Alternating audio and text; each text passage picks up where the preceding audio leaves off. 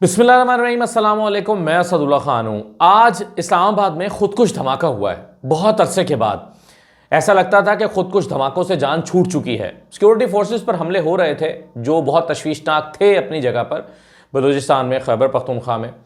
लेकिन इस्लामाबाद में, capital city में, खुदकुश धमाकों का तस्वुर अब तकरीबन ख़त्म हो गया था। लाहौर में, कराची में एक वक्त था कि हमने ये बहुत बुरा वक्त देखा कि रोज़ कहीं ना कोई धमाका होता था। आज लाहौर में हो गया, कल कराची में हो गया, परसों इस्लामाबाद में हुआ। इस तरह के वाक़यात रोज़ हम देखते, पढ़ते और रिपोर्ट होता हुआ देखते थे, ख़ुद रिपोर्ट करते थे। लेकिन फिर उससे जान छूटी। बड़े शहरों से ये इफरीत जो है वो निकल गई और फिर दूसरे इलाकों में दहशतगर्दी की कार्रवाइयाँ हो रही थी। अगरचे वो भी बहुत तकलीफदेह थी कि हमारे जवान उसमें शहीद हो रहे थे, लेकिन पब्लिक मकामात पर धमाके, इससे जान छूट गई थी। और हमने तो ये भी सुना था कि दहशतगर्द जो हैं उन्होंने अपनी पॉलिसी बदल ली है और उन्होंने ये कहा है कि जी हम आवाम पर हमले नहीं कर रहे, आवाम पर हमले नहीं करेंगे, हमारा जो टारगेट है वो तो सिक्योरिटी फोर्सेस हैं। हम उनके इस नुक्ता नज़र से भी लड़ रहे थे। लेकिन इस्लामाबाद में एक कचहरी के बाहर अवाम पर धमाका होना, खुदकुश हमला होना, 12 अफराद का शहीद होना, 27 अफराद का ज़ख्मी होना, इससे बहुत लोगों को तशवीश हुई है कि ये क्या हो रहा है। क्या दहशतगर्दी और ख़ुदकुश हमलावर लौट आए हैं? क्योंकि ख़ुदकुश हमला नहीं हो रहा था, खुद दहशतगर्दी की कार्रवाइयाँ हो रही थी, खुदकुश हमले नहीं हो रहे थे। ऐसा लगता था उससे जान छूट गई है, लेकिन फिर से खुदकुश हमले शुरू हो गए हैं। कल वाना में हुआ खुदकुश हमला और आज खुदकुश धमाका जो है वो इस्लामाबाद में हो गया। तो इससे बहुत लोगों को में एक बेचैनी की लहर पैदा हुई है कि ये क्या हो रहा है। और खुदकुश हमलावर का सर मिला और उसके जिस्म के हिस्से, ये वही मनाजिर है वो, यानी इससे हमें वो तकलीफदेह याद वापस आ गई है जो हम किसी वक्त में हर वक्त देखा करते थे, हर रोज़ देखा करते थे। वो तकलीफदेह दिन दोबारा से हमारी यादों में ताज़ा हो गए।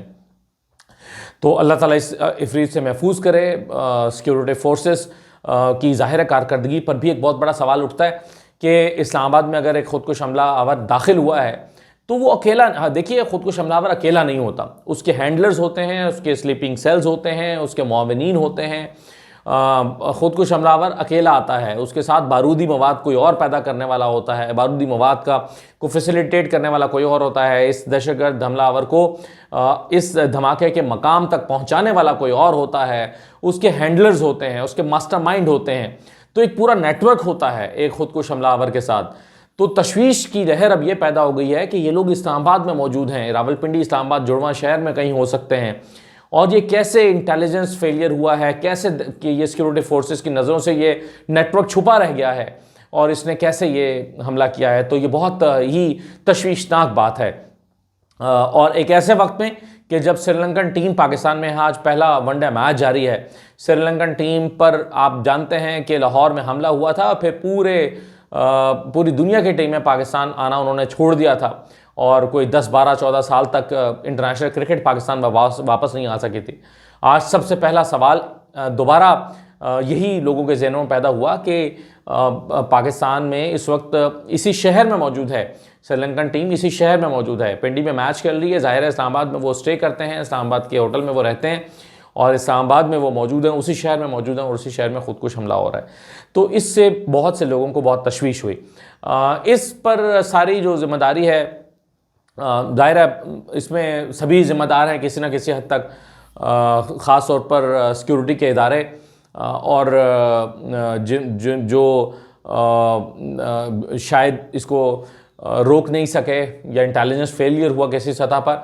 अब मोहसिन नकवी साहब ने इसकी ज़िम्मेदारी जो है वो डाली है अफ़गानियों पर और वो कह रहे हैं कि एक मरतबा फिर मैं आईजी साहब से कहूँगा कि एक एक अफ़गानी को शहर से बाहर निकालें, एक एक अफ़गानी को यहाँ से बाहर निकालें। ज़ाहिर है अभी इन्वेस्टिगेशन होना है, अभी पता नहीं है कि अफ़गानी मुलव्वस हैं या नहीं मुलव्वस हैं, या यहाँ पर जो अफ़गानी रहते हैं क्या उनकी मदद से ये हुआ है। तो बहरहाल उन्होंने एक तो ये कहा, लेकिन साथ ही उन्होंने ये भी कहा कि मैं अपने खैबर पख्तूनख्वा के भाइयों से कहूँगा कि इनके लिए नरम रवैया ना रखें और इन गुमराही में ना आएँ। और जो है वो, यानी वो चाह रहे थे कि खैबर पख्तूनख्वा के भाई जो हैं वो दो टोक मौके इख्तियार करें कि इन अफ़गानियों को बाहर निकालो, तो इन अफ़गानियों के लिए कोई हमदर्दी ना रखें। अब क्या उन्होंने कहा है पहले आप ये सुन लीजिए जो मोहसिन नकवी साहब ने इस हवाले से गुफ्तगू की है। मैं सिर्फ अपने KPK के भाइयों से ये रिक्वेस्ट करूंगा कि प्लीज़ अपने आप को बदनाम ना करें। हमें अपने मुल्क के साथ खड़ा होना है, हमें अपने फोर्सेस के साथ खड़ा होना है जो इन दहशतगर्दों को क्लियर करा रहे हैं। ये आपको बदनाम करने की कोशिश कर रहे हैं, आपको अपने ताल्लुक के बुना पर आपको साथ में लाने की कोशिश कर रहे हैं। लेकिन हमारे लिए सबसे पहले पाकिस्तान होना चाहिए, उसके बाद कोई और मुल्क आता है। सबसे पहले पाकिस्तान। आप मुझे ये बता दें कि अफगानिस्तान में कितने लोग हैं जो अपने स्टांस से हट रहे हैं। अब अभी तक हमें मालूम नहीं है कि इस वाक़े में अफगान शहरी मुलव्वस हैं या नहीं हैं। इस वाक़े में जो है वो कौन है, इसके पीछे कौन है, इसका मास्टर माइंड कौन है, तो ज़ाहिर तहकीकात होंगी तो हमारे सामने आएगा। लेकिन बहरहाल मुझ समेत हर पाकिस्तानी इस वक्त तशवीश में मुब्तला है कि ये इस्लामाबाद में खुदकुश हमला आवर लौट आया है, ये कैसे हो गया। तो मैं उम्मीद करता हूं कि इस पर अब ज़ीरो टॉलरेंस करते हुए अगर कहीं नेग्लिजेंस रही है तो उसका भी रास्ता रोका जाएगा।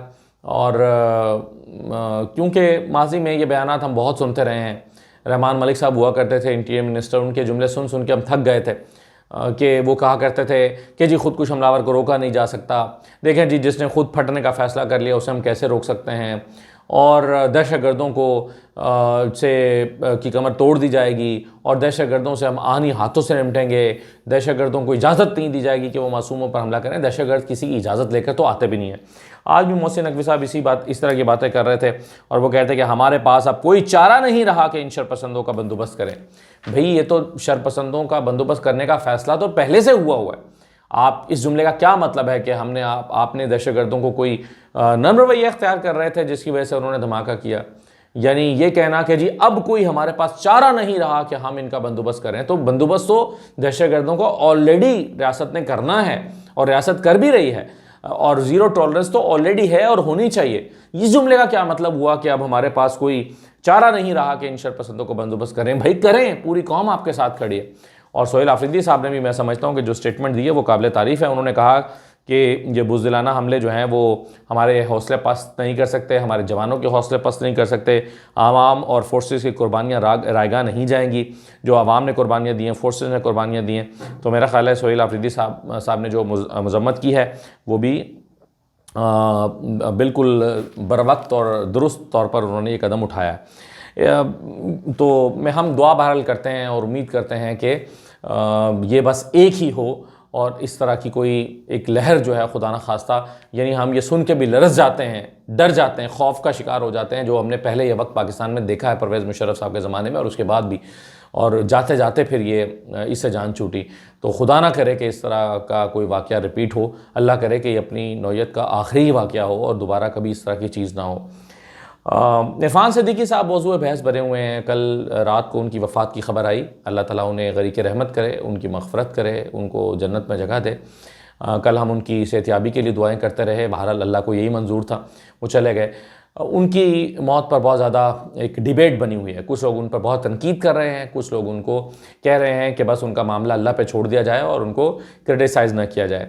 देखिए, जो चला गया सो चला गया, लेकिन उसको बुरा भला कहने से असल जो तकलीफ़ होती है वो उसके ख़ानदान पर गुज़रती है, उसके प्यारों पर गुज़रती है।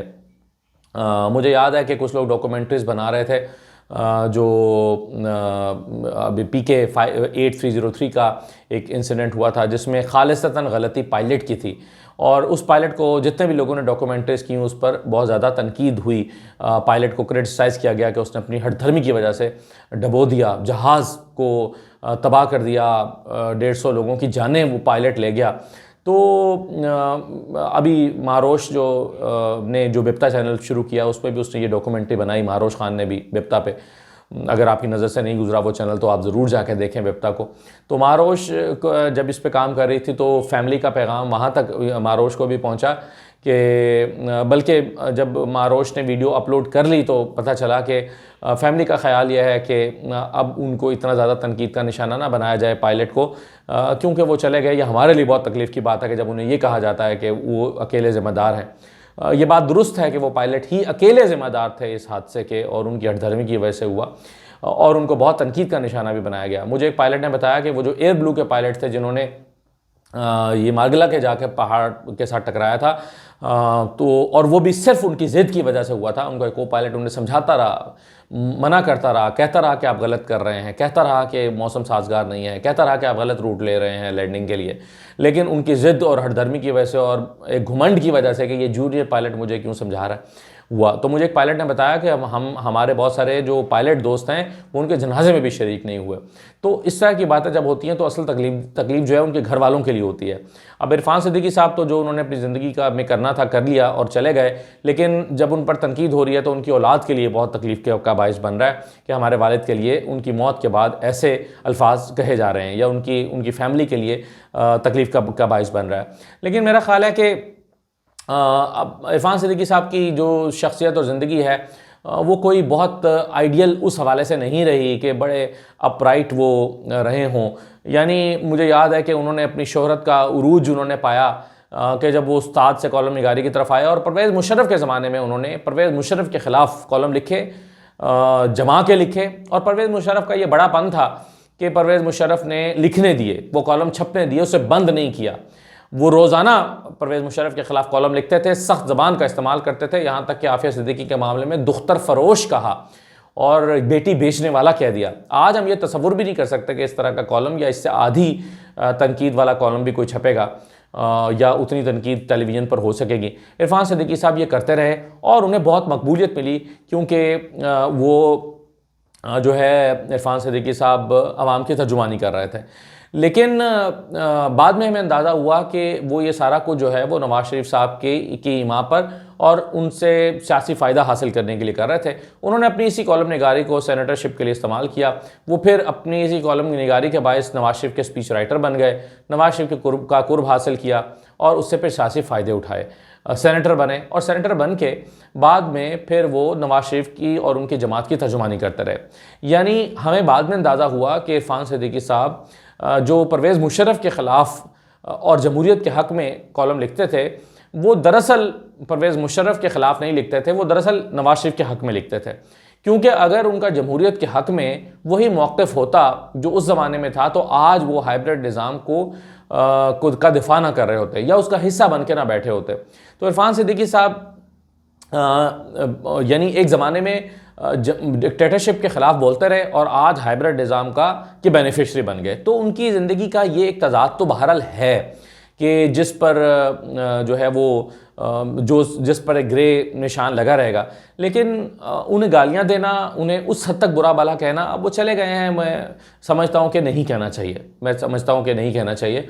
और उनको उस हद तक उनके बारे में जो है वो सख्त तरीन अल्फाज का इस्तेमाल गालम गलोच के साथ नहीं करना चाहिए। वो चले गए हैं दुनिया से। अल्लाह ताला, यानी जो शख्स ज़िंदा होता है तो इंसान कहता है कि अल्लाह ताला उन्हें हिदायत दे, जब चला जाता है तो फिर उनकी मग़फ़रत की दुआ की जाती है कि अगर गलतियाँ थीं तो अल्लाह ताला उन्हें माफ़ करे। लेकिन ऐन मुमकिन है जो वो कर रहे हों उसी को हक़ समझते हों और वो हक़ अपने तौर पर हक़ के साथ ही खड़े हों। लेकिन अक्सरियत पाकिस्तान की ये समझती है, मसलन मैं इस नतीजे पर पहुँचता हूँ या उनकी ज़िंदगी में भी, कि जब वो परवेज़ मुशर्रफ के ख़िलाफ़ खड़े होकर नवाज़ शरीफ के हक़ में नारा लगा रहे थे तो हम समझते थे कि वो जमहूरियत की बात कर रहे हैं। आज हमें अंदाज़ा होता है कि नहीं, वो जमहूरियत की नहीं बल्कि नवाज़ शरीफ की बात कर रहे थे। वरना आज भी शायद उन्हें तनकीद करते कि जमहूरियत का जो हाल हो गया है या कर दिया गया है। तो इसलिए ऐसा लगता है कि वो बहुत उसूल पसंद दानिश्वर नहीं थे, वो महज मुफाद पसंद दानिश्वर थे और अपने मुफाद के लिए अपने कलम का उन्होंने इस्तेमाल किया। वरना उसूल पसंद होते तो आज वो कहीं पर तो तनकीद करते जो चीज़ें हुई हैं पिछले 2 साल में या 3 साल में। तो इरफान सिद्दीकी साहब कहीं तो उस पर तनकीद कर रहे होते कि ये गलत हो रहा है, उनका ज़मीर उन्हें कहीं तो मलामत कर रहा होता। बैरिस्टर गौहर ने आज जो तकरीर की है उसमें उन्होंने बहरहाल बहुत क्लैप लिया और हम उन पर तनकीद भी करते हैं। लेकिन उन्होंने एक जुमला जो कहा जो बड़ा फेमस हुआ, उन्होंने कहा कि जो करनी है तरमीमें कर लो, जब इमरान खान बाहर आएगा तो जो लफ्ज़ वो मुंह से अदा करेगा वही आइन होगा, जो लफ्ज़ वो कहेगा वही आइन होगा। क्या कहा है जनाबे बैरिस्टर गौहर साहब ने, ज़रा सुन लीजिए। अरे वो मर्द आइन जब आएगा, वो जो लफ्ज़ कहेगा वही आइन होगा। अगर आज़मा के देखना है, अगर आज़मा के देखना है, अगर आज़मा के देखना है तो किसी द्वार बाजार में जाके देखो। अब ये जुमला तो बैरिस्टर गौहर का अच्छा है कि जब इमरान खान बाहर आएगा तो जो वो कहेगा वही आइन होगा, लेकिन इमरान खान को बाहर लाने के लिए बैरिस्टर गौहर कोई अमली कदम भी तो उठाएं, माज़रत खाना लहजों से बाहर भी तो निकलें, कोई हिकमत अमली भी तो अपनी जमात को बताएं, कोई स्ट्रैटेजी भी तो बनाएं कि इमरान खान ने बाहर निकलना कैसे है। ये भी तो बैरिस्टर गौहर ही की जिम्मेदारी है। इजाज़त दीजिए, अल्लाह हाफ़िज़।